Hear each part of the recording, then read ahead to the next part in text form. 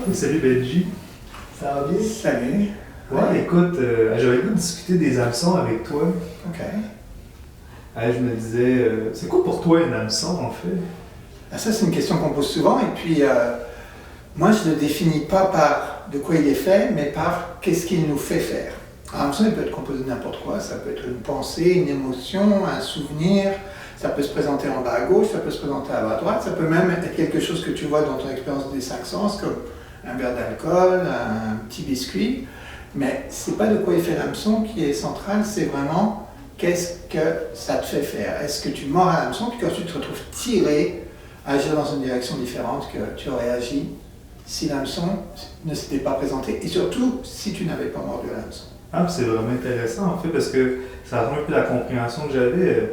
Pour moi, l'important, ça devait d'être capable d'identifier ces hameçons en fait, puis de voir qu'est-ce qu'on fait par la suite quand on mord puis qu'on mord pas. Et puis ce que tu es en train de dire, c'est le fait de pouvoir s'arrêter, d'observer nos hameçons, puis de prendre contact aussi en même temps avec ce qui est important pour nous, ça offre comme une perspective de commencer à faire des choix dans notre vie, en fait.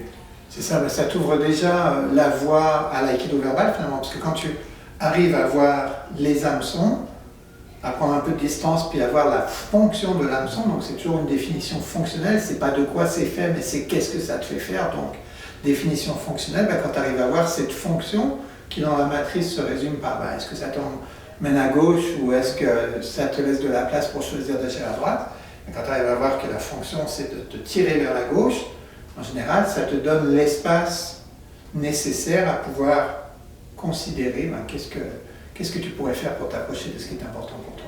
Ouais, puis c'est intéressant, puis si tu permets, moi j'ajouterais un truc important. En fait, pour moi, un piège des fois que j'ai tendance à faire, c'est quand on tombe dans le pourquoi cet hameçon-là est là, pourquoi cette pensée-là est là, pourquoi moi je ressens ça. Quand tu parlais de l'aspect fonctionnel, on ne cherche pas trop à savoir pourquoi c'est là, et puis qu'est-ce que je fais à ce moment-là. Oui, c'est ça. Et puis, peut-être qu'on pourra se parler de la question pourquoi dans un autre entretien, mais c'est vraiment ça, on regarde toujours qu'est-ce que ça me fait faire. Et puis on veut aider le client à voir que la difficulté, c'est pas tant la présence de l'hameçon, mais c'est qu'est-ce qu'il nous fait faire. Est-ce qu'on mord, est-ce qu'on se fait accrocher, et est-ce qu'ensuite on se fait tirer à agir différemment qu'on aurait agi si on n'avait pas mordu à l'hameçon et qu'on n'était pas tiré. Ah oui, et ça me fait penser à un truc. Tu sais qu'on a aussi des hameçons qui sont collants, en fait. Moi, j'appelle ça, tu te rappelles, sur les fermes, moi j'aime beaucoup les chevaux, en fait, puis on a notre collant à mouche qu'on déroule, puis les mouches vont se coller dessus. Moi, des fois, j'observe ça avec les clients, on dirait que les hameçons collent, en fait. Hein, et c'est ce que tu dis, c'est là que ça devient encore plus important de prendre le temps de ralentir, parce qu'on dirait que c'est plus un hameçon qui est fixe, c'est un hameçon qui bouge, en fait. Hein, c'est comme addictif, attractif, en fait. Ouais, alors il y a comme deux aspects, évidemment, à ce que tu évoques. Le premier, c'est, oui, l'hameçon peut te coller, mais pour autant qu'il te colle, et puis ça, tu peux travailler avec le client, alors il te colle, il est où, puis ça va l'aider un petit peu à se décrocher, tu sais. Pour autant qu'il te colle, tu n'es pas encore hameçonné si tu ne te laisses pas tirer. Ah, bien sûr. Puis tu peux voir qu'est-ce que le client, en fait, est-ce qu'il lutte. Alors là, il y a l'utilisation de la métaphore, l'autre partie de la métaphore, la paix sportive, est-ce qu'il lutte beaucoup quand l'hameçon se présente. Donc l'hameçon qui se colle, et puis le deuxième aspect que j'ai oublié. Moi c'est ce que je pensais en fait, les hameçons qui collent, j'appelais ça mes hameçons plus des fois dynamiques, puis nos hameçons des fois qui sont plus fixes en fait, de prendre le temps vraiment de ralentir comme je te disais tantôt, puis d'observer en fait, comme tu disais, qu'est-ce que les clients ou qu'est-ce que moi même comme thérapeute je me vois faire quand je mords sur mes hameçons. De pouvoir prendre ce temps-là, toujours en restant connecté avec qu'est-ce qui est vraiment important pour moi, puis vers où je veux m'en aller dans ma vie, en fait, pour faire des pas vers ce qui est important pour moi. Et puis évidemment, être capable de reconnaître ces hameçons, c'est ce qui va m'aider, parce que si je suis hameçonné, je peux même être hameçonné par des affaires en bas à droite, des choses qui me semblent importantes, mais auxquelles je vais réagir de manière rigide finalement, réagissant toujours de la même manière, qui va en fait m'empêcher de m'approcher de manière efficace des personnes et des choses importantes.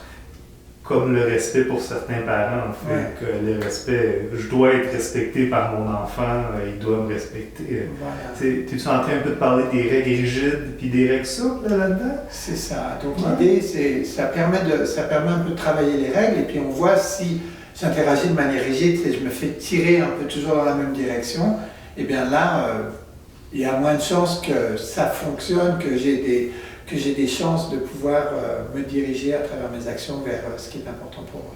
Ouais, parce que moi, quand tu me dis ça, j'associe là-dessus l'hameçon qui est à gauche, mettons, et ça parle beaucoup aussi de ce qui se passe en bas à droite, en fait. Ils sont souvent liés l'un avec l'autre, en fait. Plus que la règle est rigide, plus que l'hameçon va arriver rapidement aussi, en fait.